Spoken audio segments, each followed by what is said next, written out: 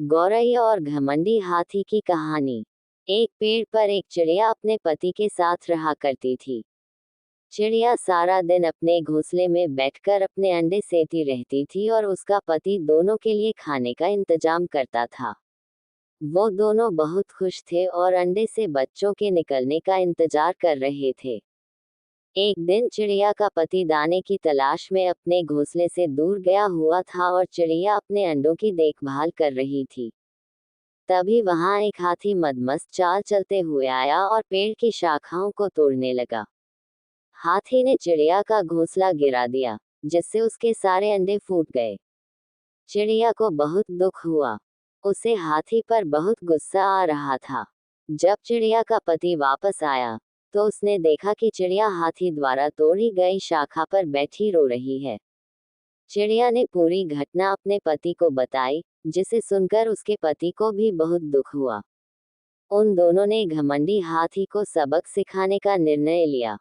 वो दोनों अपने एक दोस्त कठफोड़वा के पास गए और उसे सारी बात बताई। कठफोड़वा बोला कि हाथी को सबक मिलना ही चाहिए। कठफोड़वा के दो दोस्त और थे, जिनमें से एक मधुमक्खी थी और एक मेढक था। उन तीनों ने मिलकर हाथी को सबक सिखाने की योजना बनाई, जो चिड़िया को बहुत पसंद आई।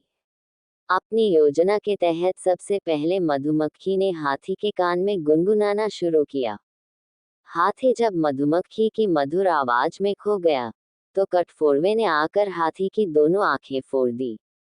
हाथी दर्द के मारे चिल्लाने लगा और तभी मेढक अपने परिवार के साथ आया और एक दलदल के पास टर्राने लगा।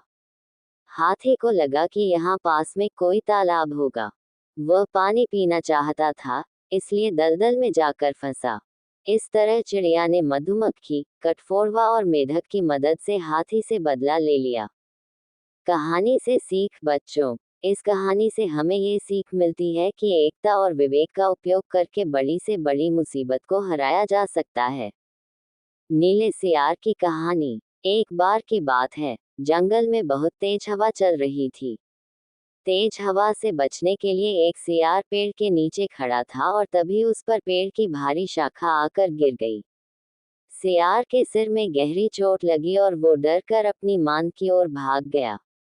उस चोट का असर कई दिनों तक रहा और शिकार पर नहीं जा सका। खाना न मिलने से सियार दिन प्रतिदिन कमजोर होता जा रहा था। एक दिन उसे बहुत तेज भूख लगी थी और उसे अचानक एक हिरन दिखाई दिया। सियार उसका शिकार करने के लिए बहुत दूर तक हिरन के पीछे दौड़ा, लेकिन वह बहुत जल्दी थक गया और हिरन को नहीं मार पाया।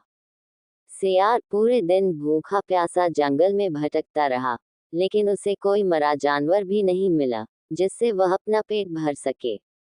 जंगल से निराश होकर सियार ने गांव की ओर जाने की ठानी। सियार को उम्मीद थी कि गांव में उसे कोई बकरी या मुर्गी का बच्चा मिल जाएगा, जिसे खाकर वह अपनी रात काट लेगा। गांव में सियार अपना शिकार ढूंढ रहा था, लेकिन तभी उसकी नजर कुत्तों के झुंड पर पड़ी, जो उसकी ओर आ रहे थे। सियार को कुछ समझ में नहीं आया और वो धोबियों की बस्ती की ओर दौड़ने लगा। कुत्ते लगातार भौंक रहे थे और सियार का पीछा कर रहे थे। सियार को जब कुछ समझ नहीं आया, तो वह धोबी के उस ड्रम में जाकर छुप गया, जिसमें नील घुला हुआ था। सियार को न पाकर कुत्तों का झुंड वहां से चला गया। बेचारा सियार पूरी रात उस नील के ड्रम में छुपा रहा। सुबह सवेरे जब वह ड्रम से बाहर आया, तो उसने देखा कि उसका पूरा शरीर नीला हो गया है। सियार बहुत चालाक था। अपना रंग देखकर उसके दिमाग में एक आइडिया आया और वह वापस जंगल में आ गया।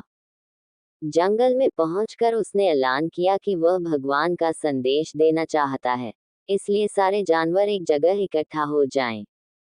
सारे जानवर सियार की बात सुनने के लिए एक बड़े पेड़ के नीचे एकत्रित हो गए। सियार ने जानवरों की सभा में कहा, क्या किसी ने कभी नीले रंग का कोई जानवर देखा है? मुझे ये अनोखा रंग भगवान ने दिया है और कहा है कि तुम जंगल पर राज करो। भगवान ने मुझसे कहा है कि जंगल के जानवरों का मार्गदर्शन करने की जिम्मेदारी तुम्हारी है। सभी जानवर सियार की बात मान गए। सब एक स्वर में बोले, कहिए महाराज, क्या आदेश है? सियार ने कहा, सारे सियार जंगल से चले जाएं, क्योंकि भगवान ने कहा है कि सियारों की वजह से इस जंगल पर बहुत बड़ी आपदा आने वाली है। नीले सियार की बात को भगवान का आदेश मानकर सारे जानवर जंगल के सियारों को जंगल से बाहर खदेड़ आए। ऐसा नीले सियार ने इसलिए किया, क्योंकि अगर जंगल में रहते, तो उसकी पोल खुल सकती थी। अब नीला सियार जंगल का राजा बन चुका था।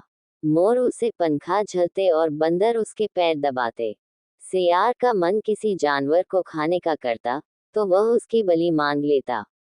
अब सियार कहीं नहीं जाता था, हमेशा अपनी शाही मांद में बैठा रहता और सारे जानवर उसकी सेवा में लगे रहते। एक दिन चांदनी रात में सियार को प्यास लगी।